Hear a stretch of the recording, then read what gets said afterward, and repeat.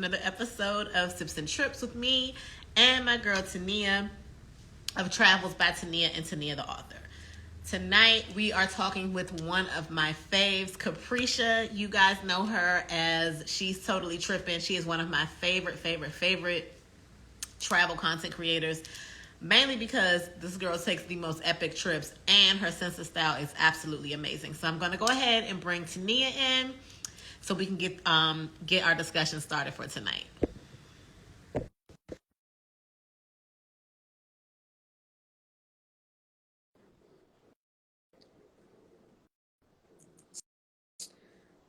Instagram is giving me a hard time tonight. Hey, Hi okay, friend, come on, background. I am jealous. Like, where are we tonight? I'm sitting outside. My apartment complex has it's multi-levels. It's not a high rise or anything. It's only 8 levels. But on this floor, we have tables. We have games at the end, the little chess sets, and I'm just sitting out here in a rocking chair, just enjoying the weather because our temperature has been over 100 degrees, and so today's one of the first days it's actually bearable to sit out here. Hey, Brenda. Hey, Miss Brenda. So, you guys, tonight I'm super excited because there's a local company in Houston. If you live in Houston and you like mobile drinks, the name of the company is Tipsy Treats. But let me say this. Before today, I've been to a few events around Houston, and if you go to Simply Scent.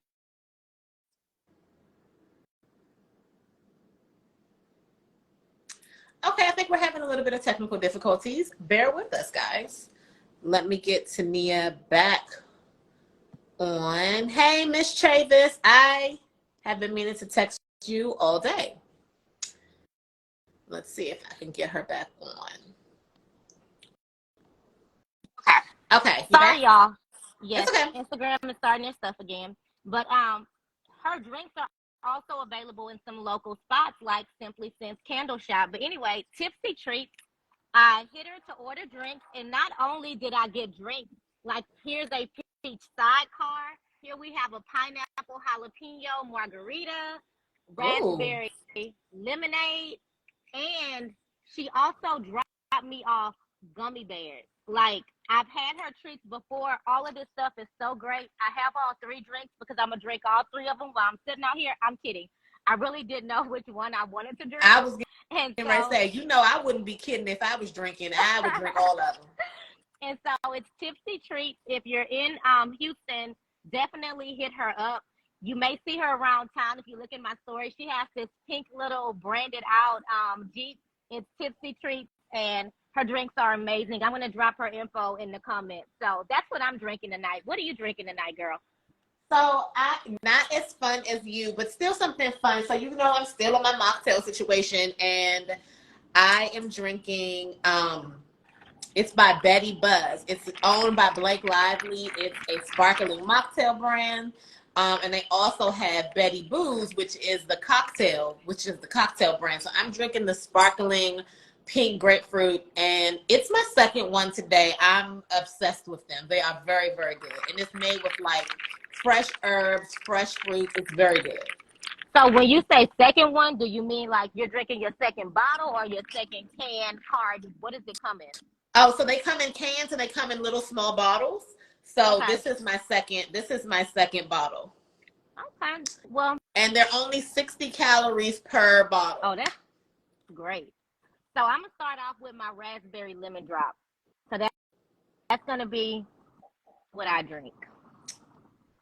Must be nice because some of us can't have a cocktail, but I know that's neither here nor there. I've had this one before. It's actually really good. I've actually had the sidecar as well. The only one I've never tried is the pineapple jalapeno margarita, but I do like spicier margaritas when I am drinking tequila, which is rarely. So I'm excited for that one as well. And I'm eating popcorn. Let me tell you one tequila to be on the lookout for. I seem to only have had it at a couple places in DC, and then I had it in Aruba and Panama. But there's a tequila that's specifically made for spicy margaritas. It's called Ghost Tequila. It is so good. It's so good. And I do believe they sell it in Texas. Okay. Good to know. Ghost Tequila. So yes, Ghost Tequila. Is everybody ready for our guest tonight? And while we are waiting for her to join us, go ahead and add your friends. You know, we enjoy doing sips and trips. If you enjoy our show, if you like joining Jennifer and I, definitely add your friends, tell people about it, because we absolutely love these conversations. And don't forget, you can also request to join us if you have any feedback about any of our topics, which is also fun. Hi. Hi, Capricia. Hello, hello. Good. How are you doing? Nice to meet You you. too. You too. It's good to see your face, my dear. I know the feeling as usual. Well, welcome It's been to so long. Sips and Trips. Have you two met in person? Uh-huh. Yes. Okay. Well, that's fun. Well, Jennifer, I'll let you do the introduction. So, guys, this is Capricia, and I told you guys that she's one of my favorite content creators. We met, I believe, last year on another live, and then we've had the pleasure of hanging out a few times. But one thing that I love about Capricia is she takes the most epic trips. Like, when she trips, okay?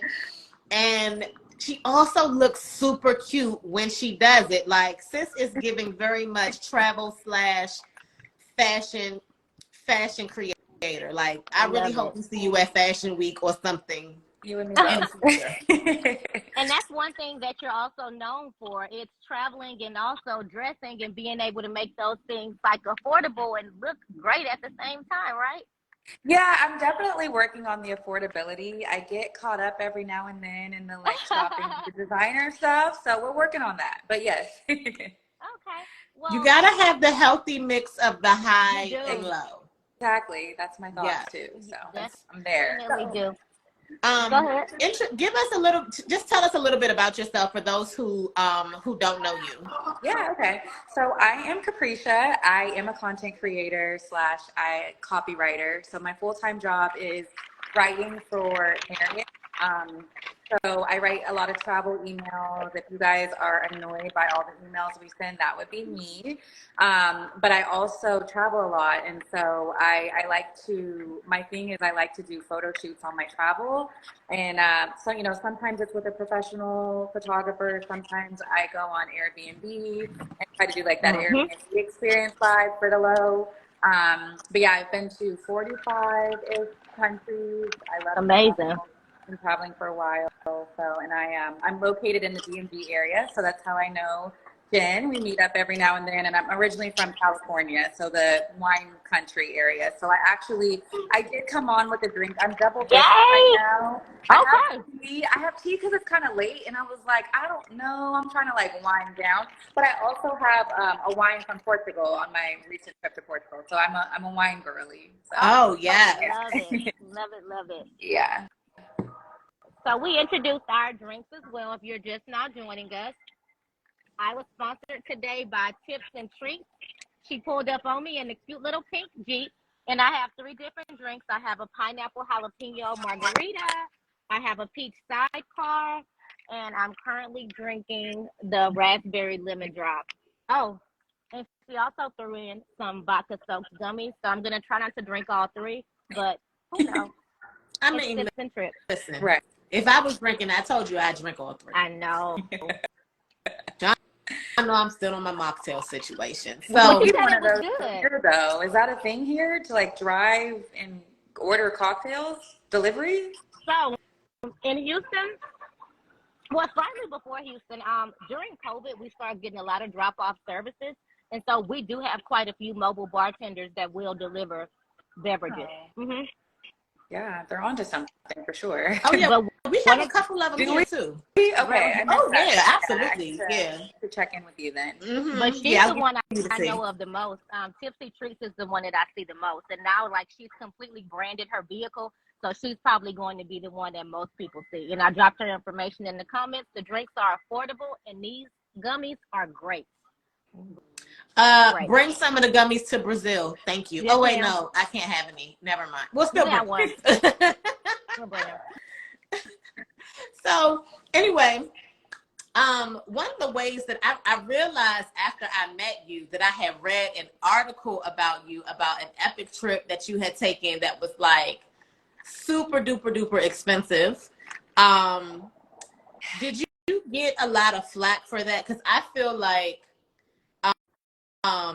for me personally, because I'm a person who definitely loves like the luxury lifestyle. I like to, you know, eat at fancy restaurants. I like to buy expensive things. I like to take expensive trips and affordable trips. But I get a lot of flack from my family. I get from people on social media, etc. Like, you're crazy to do X, Y, and Z. Did you experience that when you took that? Tell us about the trip, and then tell us, you know, the feedback you got. Yeah. So I will start by saying, okay. So I went to Moorea, I went to Tahiti, and then finished in Bora Bora. And just naturally, it's a far trip, right? So you're definitely going to drop some coins for that. But it's also, yeah, it's an expensive trip. And when I tell you, I gave myself flack for it because I didn't have like a budget in mind, and I didn't know how much I spent until the end of it. So full transparency, you know, as I'm taking the trip, you know, I'm having to write down food costs and things like that because I knew I was going to be, you know, having to present it to the producers and, you know, get like details to the T. But like, I truly didn't know I was going to spend that amount of money until it was over. And I'm like, I really spent that? So yes, I went to French Polynesia, and it was covered by CNBC Made It. And the flack was flacking for sure. I didn't even read the comments, honestly, because I went with my ex, we split it. You know, the girlies are like, how dare you split a trip with a man? You know, we talked about finances, and the finance situation was like, how dare you split, you know, all the things. So I stopped reading comments personally because, you know, you'll get in your feelings and you want to just live life the way you live life. But yeah, I wouldn't do it again. I can tell you that much. And not because, not because like of the money, but really more so too, I was bored. Like, I was truly bored. I love to like be outside when on my trip. I don't mind relaxing, but like when I went, it was on lockdown, and we found that out like 2 or 3 days before leaving. So the option was to, you know, push the trip back, and you know, pushing it back could have been more expensive, or, you know, you don't know. So we decided to go, but everything was so limited. So all the like adventures, or like all the little things that we had planned to do were canceled. So I was basically, it's a beautiful island, but like you couldn't really do much. So I was personally really bored. I think it's like, you know, your honeymoon. I think it's, you know, celebrating like something really special, but just like another trip. Like, we had done the Maldives before. We had done kind of all those very like, you know, beautiful islands, but like that's all it's really giving. So yeah, I wouldn't do it again. But yeah, the flack was there for sure. I know. Yeah. I've heard that quite a few times about going to both the Maldives and going to Bora Bora, that it's really very slow. You know, it's to relax, it's to be in a beautiful atmosphere. But I can see, especially with you spending such a lengthy trip, going to all three, how that's all you did. For how many days were you gone? I think I was gone for 8 days. Okay, Yeah. that's not So too bad. not But I including travel, but like, yes, while okay. there. Well, Yeah. And people, just some go ahead. hopping around too, but it kind of was like, like Yeah. kind of the same thing everywhere you went. So I can definitely see that. And for some people that are not kind of familiar with the route it takes, because I have a travel company, Travels by Tania, for those of you that don't know. And when people are like, yeah, well, tell me about going to Bora Bora. And I'm like, have you traveled before? What's the furthest you've traveled? Do you know? So can you kind of explain to people what travel takes to get to the French Polynesia, what that looks like? yeah, it's long. So I left from DC, from Dulles, and my layover was in Doha in Qatar, and had to spend the night there. So they have a in Doha, there's a airport hotel. So did that, spent the night, and then left the next morning. I think a total of probably like 30 hours. But the flight itself, it's over 10 hours. So like, and then you still have another flight after that, and so it's a lot. And then just to get around, and you can either take mini flights to get to Bora Bora, or you can take like, you know, a ferry. But either way, you're still traveling once you get there. So yeah, in general, I've definitely, even as like an avid traveler, for me, like I have a trip to Bali coming up. Don't know when, don't That's know. like terrible. I'm telling you, I am looking at flights right now and I'm like, I don't have it in me to, you know, really do that long trip. And I think it happened after I went to Zanzibar last year for my birthday. And I came back just done. I mean, all the flying between like the safaris that I went to and then back to Zanzibar, I was like, I cannot go anywhere else for at least 3 months. So I feel like I'm still, you know, like recovering from that. So absolutely. I mean, if you don't travel or if you haven't traveled that frequently, I wouldn't suggest, you know, a long haul trip like that at all. It's definitely not for the weak. I share all the time that my first trip was to Sydney, and that was my first international trip, and it was 28 hours of travel time. Yeah. And I was okay because I didn't know what to expect, right? Initially, right? Like I should have prepared for that a bit better, right? I did a post last week on like things, you know, to know what to prepare for like a long haul trip. Tania and I are headed to Brazil next month. And I had called her. I was like, girl, like these flights, like it was giving 27, 28 hours of travel time. And I was like, I'm either going to back out of this trip or I got to find another way to get it done because I don't have it in me at this point to have to spend 8 hours in Peru for a layover. So to make it easier for myself, I booked my ticket to fly directly from Atlanta to Brazil because I just don't have that flight is already 13 hours. I don't have it in me to travel any more than those 13 hours. So I need to book a second flight from here to Atlanta, you know, so I can make it work. But it was giving by any means necessary because I literally don't. I really just don't have it in me. And for those of you that have heard me talk about it before, sleeping in airports.net is one of the best travel resources you can have if you have a long layover or if you get stuck. I think everybody that's traveling, especially for long haul flights to where you're going to Europe, you're traveling to Africa, you're traveling to these different places, the likelihood of you having a flight that's delayed or canceled is extremely high. And so just being aware of that. And if the furthest that you've traveled has only been a short haul flight, 3 or 4 hours, really think about that and also decide if your level of travel experience is going to accommodate you if you have a flight that's canceled, delayed, or you have to assist the airlines in rerouting you through another country or something along those lines. That's a really good resource. Off topic, but we had someone ask if you could pin the business again, Tipsy Treats. Yes, she's also in the comments. So definitely, if you're not following Tipsy Treats, go ahead and do so. It's Tipsy Treats to go. She's in the comments, and I've tagged her again. Yes. So to get into the fashion side, what are some of your go-to items, go-to places for finding affordable and luxury luxury pieces for your trips? Yeah, so I treat shopping the same way I treat flight deals. So I am always like getting email ping. Like if I am flagging something and the price goes down, I'm on it. I don't wait a second. But I also so when I'm shopping for something, what I do is I find it, I like it, it's on my mind. I'll put it into like the Google Shopping. And then what happens is, you know, all these other stores will come up and you can kind of price compare.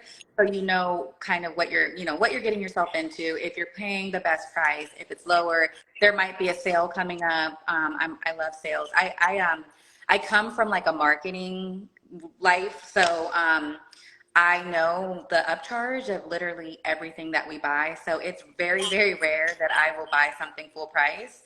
I wait to buy a lot of designer stuff till I go to Europe. I generally go at least once a year. So I know, like, you know, save your coins and just be ready to shop when you get there. But I would say my main thing that I use is Google Shopping. And then I'm a big Rakuten user. So because I'm an online shopper, I'm like, get your coins back. So I think I've gotten thousands, honestly, which is not anything I should be proud of because that means you shop a lot, but it also, you know, at least you feel better that you are getting something back in return. So, I heard you say, oh, sorry. No, go ahead. heard you say something important, that you save your coins and go to Europe to go shopping. So I'm assuming that you get your VAT Yes. discount. Can you kind of explain to people why you go to Europe and what that VAT discount is and how it impacts your shopping experience?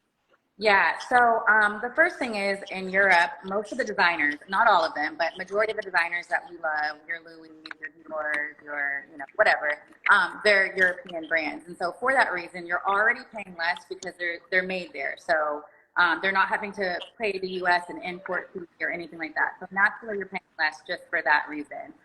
Then they have VAT taxes. I want to say, is it 15%? Is it 15 I or don't want to plus? lie. It I don't know. varies by country, so I can't even tell you. Okay, yeah. So I don't know the exact percentage, but essentially, you also get your VAT, which means it's high tech now. You used to have to do stuff sometimes, stand in line and get a machine. Depending on the airport that you go to, sometimes you can sign that at the store and you don't even have to do much on your VAT. But essentially, you get money back based on that specific country's tax. And then based on the price that you paid for your bag. So you could essentially be saving hundreds of dollars on your Louis bag that, would have cost you way more in the States. So ultimately, you're always going to save something in Europe. So for those that don't know, when you travel internationally, I think there are 170 something countries that participate in VAT. And VAT is value added tax. If you take a look at the bottom of your receipt, you will see that you have been charged VAT. Depending on the country that you're in, the first country that I realized about that, I was in South Africa, and I was able to take all of the things that I had bought in South Africa to a counter at the airport before I checked my bag, showed them the receipts and the goods, and they gave me a voucher that I was then able to transfer to a prepaid Visa card. And I got, I think, a couple $100 back because of everything that I got. What Capricia is telling you all is that if you go to Europe and you buy your bags and things like that in Europe, a lot of times in the stores, you can get that value added tax back. And so you can get hundreds of dollars back, especially if you're buying a bag that is thousands of dollars. You're saving additional money. And Capricia's mom is in the comments, and she said that she saved over $300 on her purse. Hey, Mom. Yeah, no, we did. We were in Portugal. We went to the Louis store. She treated herself, and when she got back, she's like, "I really want to see, what I saved." So she looked it up, and she's like, "Yeah, I saved, like she said, over $300." So it is worth it. For some, if you really want it and you have something to get to, then I get it. Mm-hmm. But if you don't, save your coins for sure. Right. Oh, And yeah, it's also absolutely. an experience, knowing that you went to Europe and got it versus in the States, and you'll still get that same luxury experience, your glass of champagne, your glass of wine, but you could turn it into a trip, especially because now traveling to Europe is less expensive than traveling around the U.S. I've seen some crazy deals from cities like New York, D.C., not so much in Houston, but if you don't mind traveling a little bit, flights have been priced really great going to the other side of the world. But remember, if you have only taken short haul flights, make sure that you have some resources, some flexibility, and that you have a calm demeanor if you are traveling on your first long haul flight, especially right now, because the likelihood of a cancellation or delay is high. Yeah, I think another thing to point out too, and this happened to me, so I'm speaking on personal experience, is because London is pounds and they are now, part of Brexit. Do not pull up to London. Do not shop in Europe and then take your stuff to London. At least not visibly showing it, because I was actually stopped, and they told me that normally they did let me pass, but they told me that they wanted to tax me on all of the goods that I purchased in Paris. Wow. So had that happened, I would have been in trouble, because I had a lot on me, and I kind of finagled my way out of it. But it is something to think about. And another thing too is not every country has this. And so I know I went to Tulum with one of my best friends, and she tried to get just a little Louis Vuitton passport cover. And that passport cover was $40 more there. So it's not everywhere that you can do this. But like Jen said, there's a lot of countries that you can. Yes. for Yeah, sure. absolutely, absolutely. And not just for luxury goods, but just doing your shopping period, shopping in, the random malls and random boutiques, you can still get your VAT. But when it comes to like saving money on luxuries, you should do your research on the price exchange, the currency exchange, and then two, whether or not it'd be worth it, from the VAT refund perspective. Yeah. Y'all know Um, something I like catching fashion wise when I'm traveling? I love catching the Zara sale, the summer sale in other countries because the stuff yes. is not as picked over most of the time. Sometimes you get some unique items that are not available in the States. If you know that there are like companies, because I think Zara is European or they have Hmm. European sizes. Yeah. So ASOS, companies like that, when you know that they're having sales and like Zara, find you a store with your somewhere where they have an international one and it's pretty fun. Yeah. Uh-oh. But Uh-oh. let me tell you guys something. Hmm. Before you go to Zara in another country, go to a street market. And Really? the reason why I say that is I have gotten several pairs of sandals and several bags that from street markets that I saw in Zara, and there's literally no difference, Oh, that's right? good to know. And so I remember I was in Zara had this beautiful, beautiful, beautiful like leather bag. And it was so gorgeous. And it was like, I think it was like $65 or something like that, right? I go to Mexico and I see the exact same bag and I paid $24. Or it was like the exchange was 25 US dollars. Yep, it's So, that good fast and it fashion. was It's the being exact duplicated same thing. I everywhere. even when I bought the bag, I took it back to the Zara, and it was the exact same thing. There is literally no difference. Yeah. Good I to think know. something else to keep in mind too is that not to hate on the US, but every other country is generally ahead of us in the fashion world. And Mm-hmm. so, I love to talk luxury because, we love luxury. But yes, to your point, the boutique shops are always you're gonna find something. And it's going to be, quality because, when you go to other countries, a lot of the times, like, a lot of these countries are using real leather, and Hmm. so common that you don't need it to be a designer bag for it to still be top tier. So Mm-hmm. absolutely, you'll find gems in these little boutique shops out of the country for sure. Oh, absolutely. Especially like when I went to Morocco, we actually went to the leather tannery. I mean, they Hmm. were literally skinning camels. And I think the bag would have been like $600-700 here, right? And it Hmm. was 60 there. Yeah. So I have And another question. Oh, well, go no, no, ahead. no, you can go. So I know sometimes, we try to limit what we're packing, especially when we're traveling, far, because, check bags can be crazy trying to get them to arrive at your destination. How do you pack knowing that you're going to shop and bring back so many items? Ooh, that's a really good question. So I use packing cubes, which I was not team packing cubes for a really long I love time. them. In my mind, I just thought that like they weren't working for me. But when I kind of figured it out, I will never look back now. So what I do is I generally just don't pack my suitcase fully, and I'll leave like a space, and then I always have my tote bag just in case that I have for myself on the way back. If I'm going somewhere where I just know I'm going to go crazy, there are times, and I hate to admit this, but I will bring like a checked bag. Hmm. Um, but that for me, that is generally only if I know I am going to just lose it when I'm there and I've had like a list going. Otherwise, like I said, I just leave space for things to come home with me. I have a question for both of you, and you guys can also answer in the comments below. If you're traveling, do you prefer to bring a checked bag or do you prefer a carry-on bag? Checked bag or carry-on bag? Which one Tania, you already do know what you my answer prefer? is. I don't even know why you asked me They don't I know. don't know I your might know. answer. I want to know it now. I think I know it, but I am team carry on. okay, same. Yeah, I Same. am definitely team carry on. But like you said, if there are certain destinations that I know I'm going to be shopping, then 10,000% I'm going to bring a check. I'm going to check a bag. But 9 times out of 10, it's team carry on, and it's for several reasons. But one is because when I'm traveling, I don't want to wait. I've been on this plane long enough. I just want to grab my bag from the overhead bin and keep it moving.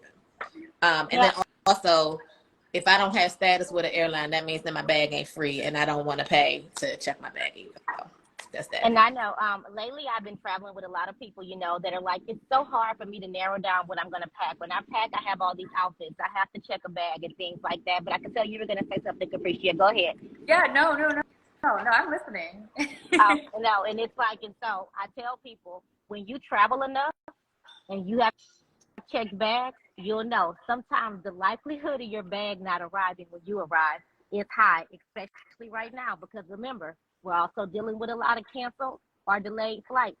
I know, especially when you're a content creator, travel writer, have some type of travel-based business to where you have an itinerary of some sort, or you're a planner to where you have these scheduled activities, excursions. I know for me, I can't afford to get there and not have a certain outfit, a certain item, especially when we all put on clothes. When I say put on clothes, we all know that we're some girlies that like to dress up. Everybody's not like that, but I can't afford, like, I know I'm going here. I have this outfit planned for this, and I'm going to mess them up with this purse and these sunglasses. And so it's one of those kind of things. So just know, if you're checking bags, same way with if you're traveling far and you don't have the experience to navigate a cancel or delay, think about that. If you arrive and you don't have your bag, can you navigate that? Yeah, and that's happened to me. I was when I was traveling to Venice, they didn't have my bag, and the crazy thing is, I had a carry-on, and of course, I have the away big carry-on. So internationally, if I'm leaving from here, it's not a problem. When I'm flying in between European countries, it's too big. So what happened was, I got all the way to London with my bag with me, but from London to Venice, I had to check my bag, and somewhere in between that, not sure how. I didn't get my bag. So my grandma actually is the one who told me, like, always have a change of like clothes in your tote. Underwear. Some underwear.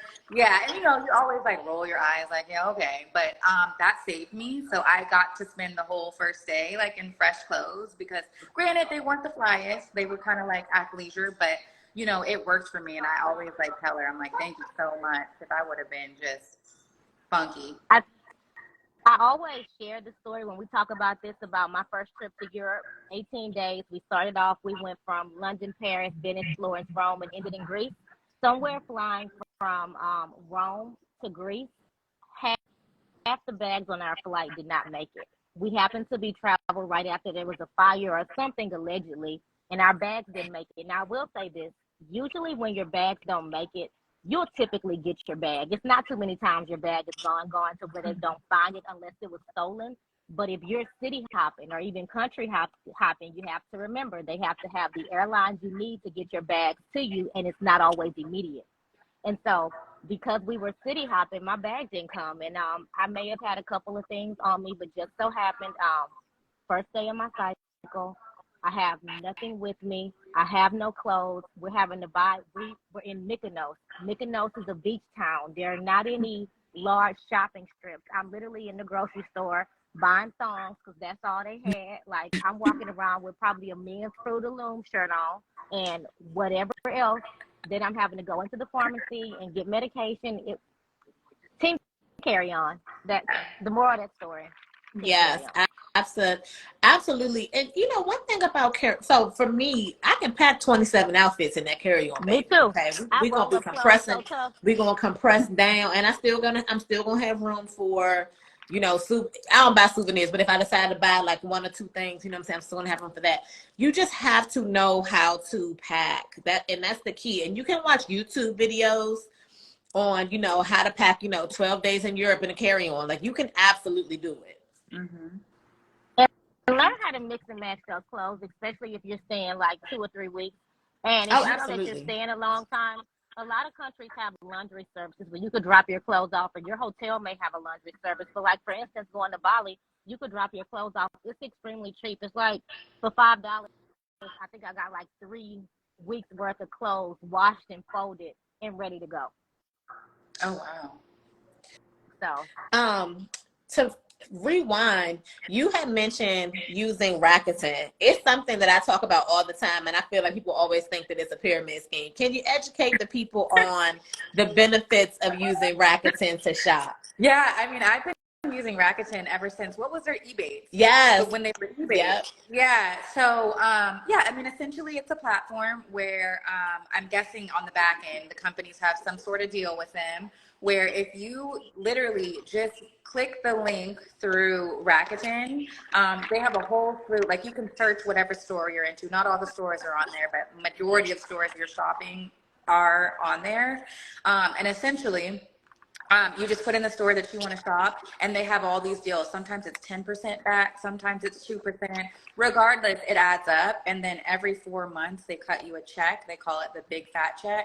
And you literally they send it to your PayPal. So you get money back for all of the shopping that you're doing. And to your point, I'm sure a lot of people are like, oh my gosh, why would I do that? Or is this a scam? But at the end of the day, if you are an online shopper, you should be using this, period. It literally, it doesn't take away anything from you. It doesn't really even add a step to what you're doing. I mean, once you click it, you're on the store's website, so it doesn't feel any different, it doesn't look any different. Do it, sign up. Yeah, and I mean, it ranges from Walmart to Neiman Marcus, like all the stores in between, Shein, Temu, Forever 21, Adidas, Reebok, all of it is, well, not all of it, but A lot. a lot of the popular places that, you know, are on there. And I did not shop that much in this last quarter, but my check was still $200. So And it's I've never definitely, tried it, so that's definitely something for me. Even though every month I say I'm gonna stop shopping, so I don't need that kind of stuff because I'm giving up shopping and turning over a new leaf when I shop. Yep. I probably need to try it. but here's the I realize thing though, you could use it for Target, right? Buy your goods for your house online and do store pickup. Let me tell Right? you what's crazy about my relationship with Target and Home Goods now that I work from home. I realized, you know, in my past life, you know, when I was going to a 9 to 5 in the office, I needed something from Target and like Home Goods, like at least 2 or 3 times a month. Like it was something I needed, not wanted, but like something that my house needed, I needed, you know, my delusions needed, whatever it is. And so I realized that now that I work from home, it's not too much I be needing from Target. Like I don't ever have to really pick up a Target order unless it's like a birthday gift or something specific. Because yeah, I don't. But I mean, I'm talking about you need trash bags, you need dish soap. That's I what I'm don't talking go to about. Target for that. Where, HEB and Prime. Huh? HEB is like our big grocery store in Texas that like we Oh, all love. Like okay. HEB is like the go-to grocery stores.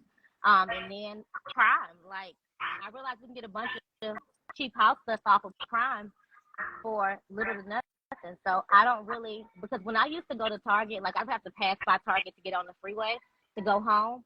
I would go up and down every aisle. Like it's something about Target and Home Goods where I don't know. Like, you know, if you have to go in Walmart, you like, let me find out what aisle it's on before I get in there because I don't even want to. I'm sorry. We have a baby crying somewhere. It's not mine. See, I don't have kids. I don't have to go as hard. But I'm kidding. But I don't even really. I probably haven't been to Target in probably a few months. And Home Goods, I don't know if I've been to Home Goods this year. Oh wow. No, so I didn't say Home Goods. I'm saying picking up your home goods. Like, you know what No, I'm I saying? know, Like, but I'm just saying oh, Target okay. and Home Goods. So I used to pass by Target and Home Goods that were in the same strip. So for me, they go together. Because if I was going to Target, it made sense to go a few doors down and go to Home Goods, then go a few doors down the other way and go to Michael's, then double dip and go to Bath and Body Works. It just, ooh, that wallet was hurting, huh? then go to Sonic and get me a slushie. But it just, but I don't live like that no more. Yeah, I mean, I think last time I saw you, we had said we were going to stop shopping. So, like, I can definitely relate to that whole journey. Yeah, I think the next week you went and got like some Louis Vuitton candles or something. So Because it was your fault. I I went knew 2 we days weren't after we aligned went to there. dinner.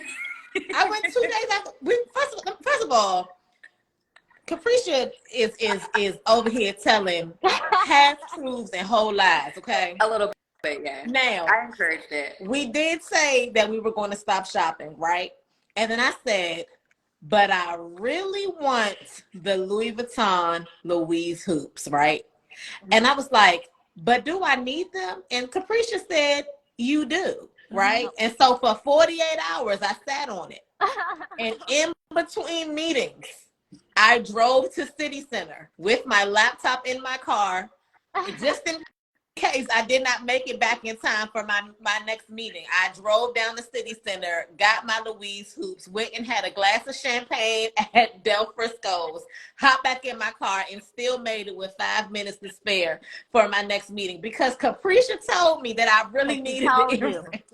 I mean, it's the commitment for me. I think that is impressive. So, I mean, and if you still want them 48 hours later, I just feel like you were meant to have them, because typically if I sleep on something for a night or so, I come back down, but 48 hours you were supposed to have them. So I really we didn't ask you one question that like we typically ask: how did you get your start in travel? Like, did you travel as a child? What led to you kind of being in the travel space that you are now? Yeah.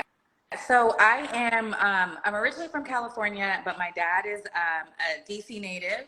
And then my grandparents on my mom's side also lived on the East Coast. So 9 years old, I was on a plane across country by myself to visit them. So I started fairly early. And then I played soccer in college. And my first taste of like, you know, I had been on international travel, but really close to California. So we did like Mexico and some of the Caribbean. But in college, I played Division I soccer and went to Brazil. And it was a free trip. And I think from there, I was like, yeah, I can't look back. So I started traveling from there. And I found, I don't know if people still use it, but the flight deal at the time was a big thing. And I think right out of college, there was a flight deal to Dubai for like $2 something. And I remember those Dubai. Everybody hopped on that. Yeah, I was one of those people. And I was like, oh, this is a thing. And then I still, to this day, I only chase flight deals. So if it's not a deal, I'm not going there. So speaking of flight deals, tell us some of you mentioned the flight deal, which is definitely still a thing. Can you give us a couple other resources that you use to find good deals for flights? Yeah, so my favorite is going.com. It used to be Scott's Cheap Flights, and that one you can have a subscription. There's I think a couple levels. The first one is free, and it do like a generic any flight deals.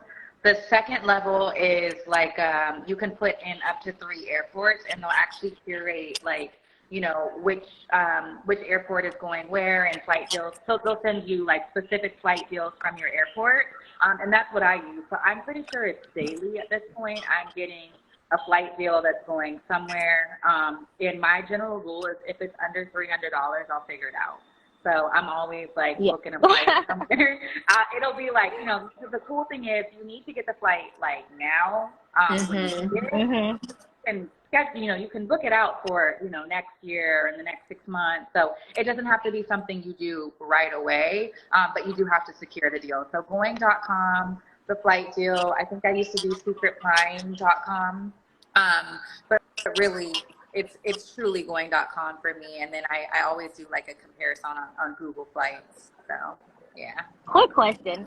What's the cheapest flight deal you guys have ever got? Like just the crazy, insane flight deal. What's the best one?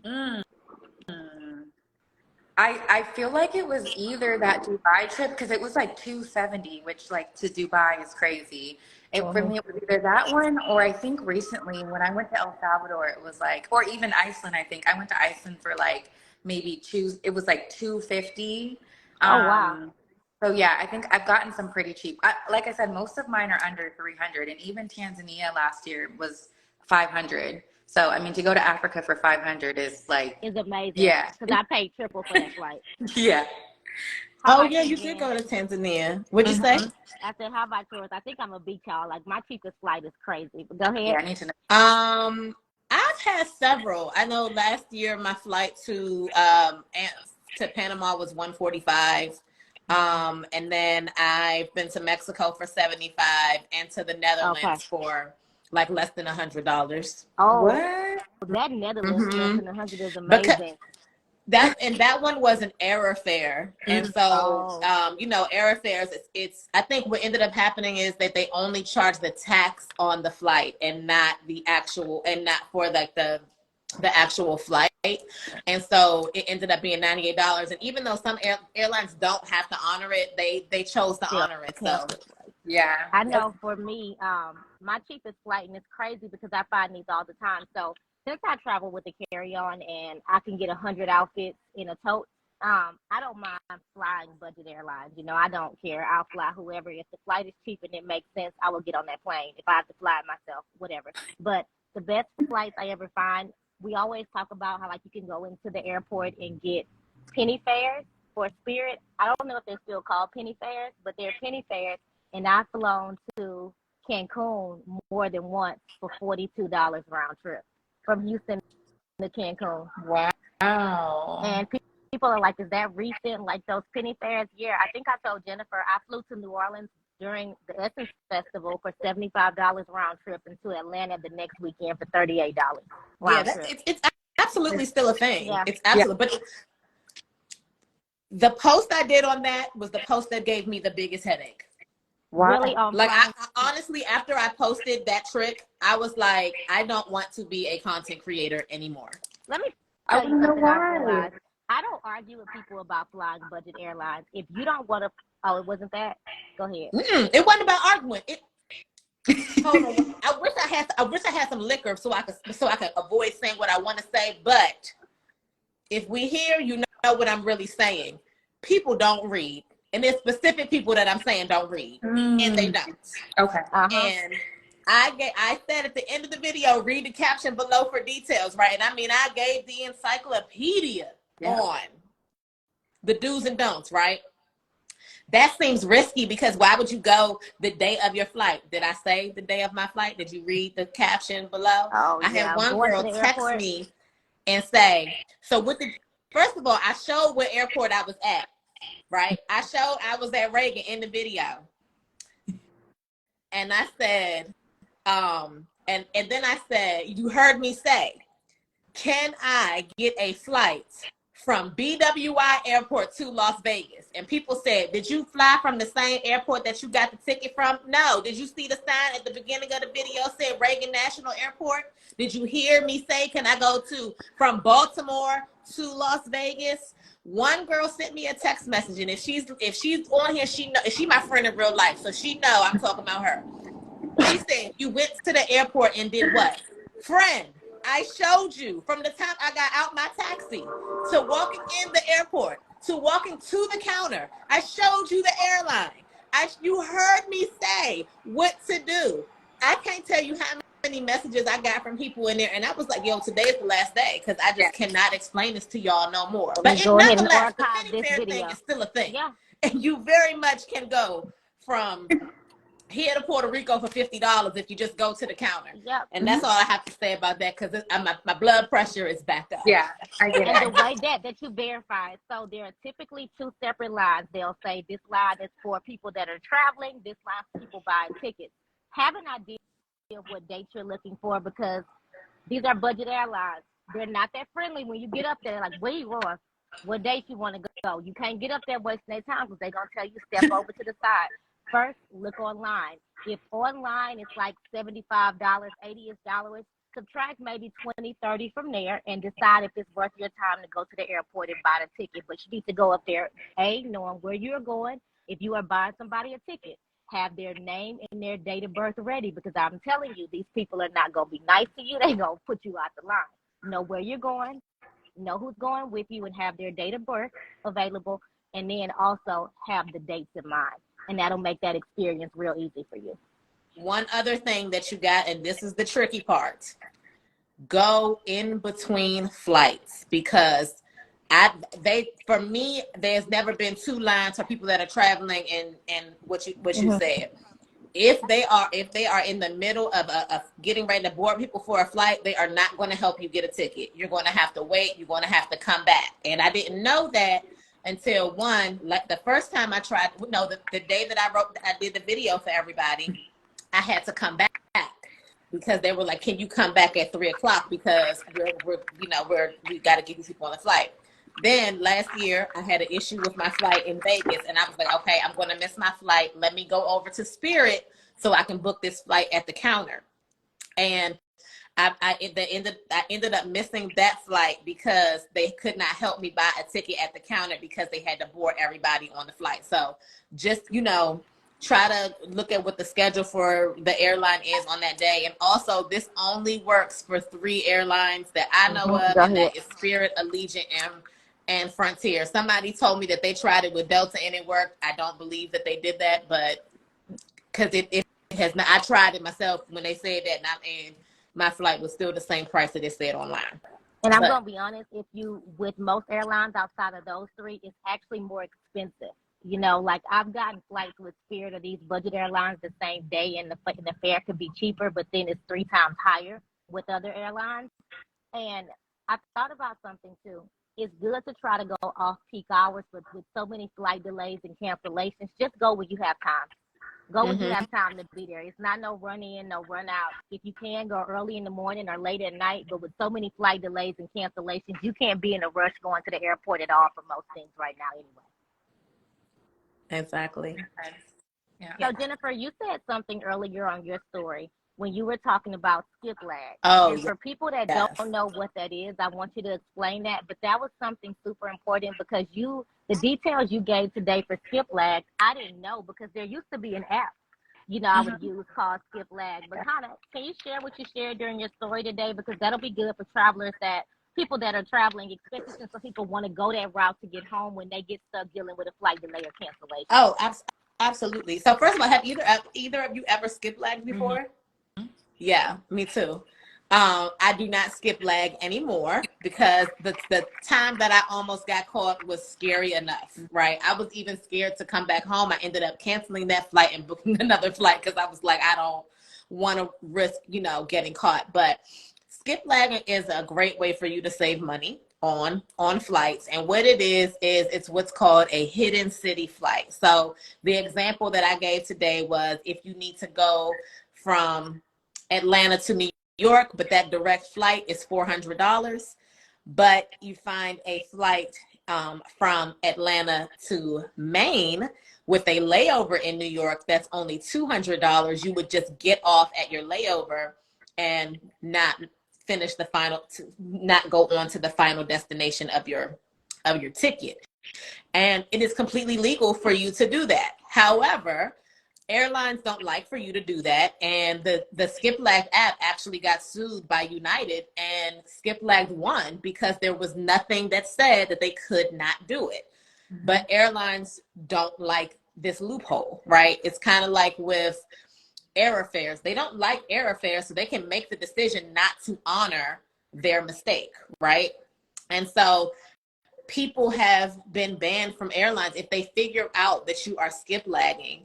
They will sometimes airlines will ban you from the airline. And most recently there was a teenager who got banned from American Airlines for 3 years because he got caught skip lagging. For me personally, the way that I almost got caught is I did something that I very rarely ever do. I booked a basic economy ticket, right? And so when you book a basic economy ticket, you board last, right? I'm team carry on. There was no room in the overhead bin for my bag. So I had to check my bag. And I said, okay, can I just check it at the, where when you get off the plane, it's right there at the plane as soon as you get off. And they said, no, you'll have to go to baggage claim. Well, that's not going to work for me. I didn't tell them that at the time, but that wasn't going to work for me because my destination was not the final destination for where my bag was going to be. So I had to fake like a medical emergency to get my bag back because I needed to be in, it was Nashville. I needed to be in Nashville and my bag was headed to St. Louis. And so that was not going to work for me. And the guy at the counter, he was cool. He was Black. I'm so thankful to him. But he was like, I know what you did. And he was like, but I'm going to help you, right? But he was like, you can get in trouble for doing this. And I was like, absolutely. I knew I could get in trouble for it. And I got so scared because I was like, nah, bruh, I'm not doing this again because I was skip lagging to get back home. But one tip that I will tell you, if you are skip lagging, do not book your return flight with the same airline that you booked your departing trip, your departing flight with. And the reason why is because if you skip legged on one, they already know you skip legged, right? They may cancel that return flight because they know that you skip legged. So book with Delta going and United coming back, or book with Spirit going and American Airlines coming back. And that's a good way for you to avoid any confusion or you getting banned from the airline or getting your entire flight canceled. A good point on Exactly. no, just real quick also. Sometimes too, if you miss the first leg of your flight, they'll cancel your second leg as well. So just make sure that when you're late, when you're missing flights, that you're communicating with the airline, because the last thing you would hate to do is to think you're making up distance with an airline and don't have the other part of your flight. Sorry, Capricia, go ahead. Yeah, that's actually what I was going to say, is that another point that Jennifer just made is you want to make sure that you don't book it as a round trip, right? Because once you miss that first, intentionally, because you are intentionally missing it, but they're going to cancel the rest of your trip. So, I mean, I think that already came with what you said, is booking another airline, but also just make sure that you are booking two completely separate trips. Yes, exactly. Like, and that was my point. Like, book with one airline going and the other airline departing, because if you miss that one flight, they're going to cancel your entire trip. And here is the other thing I had shared with about one of my friends. She was not skip lagging, but they booked their trip with two different airlines, right? Like, they booked with one airline, they had a layover, and they were supposed to connect with another airline, right? But their airline, the airline that they booked with, let's say it was Delta, their airline that they booked with Delta, the trip they booked with Delta, the flight got delayed, which meant that they were going to miss their connecting flight to Europe, right? And the airline thought that they had skip lagged. For some reason, the airline was like, they were so strict with them, and they were like, they almost had to cancel their entire flight because the airline was like, something doesn't seem right, because how were you getting here in the first place, right? And so you just have to be very, very careful. Now, there was someone who was in my DM today, and this was their exact comment. I book all my flights through skip lagged, and no, I've never been caught. That is fine for you. Right. However, I've shared before, I never had an issue booking with a third party booking site until I did, right? Yep. It might work for you 10,000 times, but there might be one time that it does not work. So this is just a warning for you to do it at your own risk, right? At the end of the day, you guys all have free will, but us as like professional travelers, we're just giving you advice because we want the best for you, and we don't want y'all to be out here stuck stranded because you did something without knowing the risks of what could potentially happen if you try these travel hacks. And I'm going to be honest. So travels with Tania is a little different from travels by Tania. And I tell everybody that if we are traveling, like it's me, Jennifer, and Capricia, and we're going somewhere, and we have travel experience, we're just kicking it. I may get on a budget flight. I may say, hey, let's chance this layover and see, can we go get a picture in front of the Eiffel Tower and all that kind of stuff. But as travel professionals and travel content creators that know that people are watching our travel, it's important for us to give them the responsible advice, like Jennifer said, even though sometimes we know we play stupid games that win stupid prizes too. So No, that's very real. I agree there for sure. So our time is, go ahead. Oh, I just wanted to ask one more question, Capricia. Travel horror story. Ooh, my travel horror story. 30 seconds, because it's going to cut off in an hour, right? Oh, shoot, it sure is. Oh, shoot. I can't think of one. I really can't. I think I've really been lucky on all my travel. I think the only thing I think I was annoyed at is in Tulum, when I went to Tulum, and I did, I checked my bag. It was a carry-on bag, but I had to check it because I was a basic economy girl on that trip, and I had to check it. And it took an hour in Tulum for me to get my bag. And then I had found out they took it off the belt and it was just waiting for me around in the area. So, I mean, that's about it, but I haven't really had any, I haven't really had any major, the other one would probably be when I went to Zanzibar, I stayed in like a hut.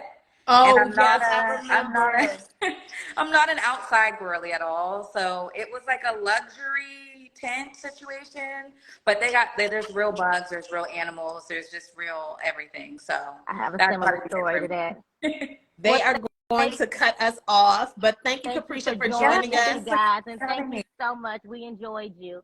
Make sure that you are following us as we continue to create responsible travel content for all of you guys, and we look forward to seeing you on our next episode of Sips and Trips. Everybody have a good evening. Bye. See you guys Bye. next time.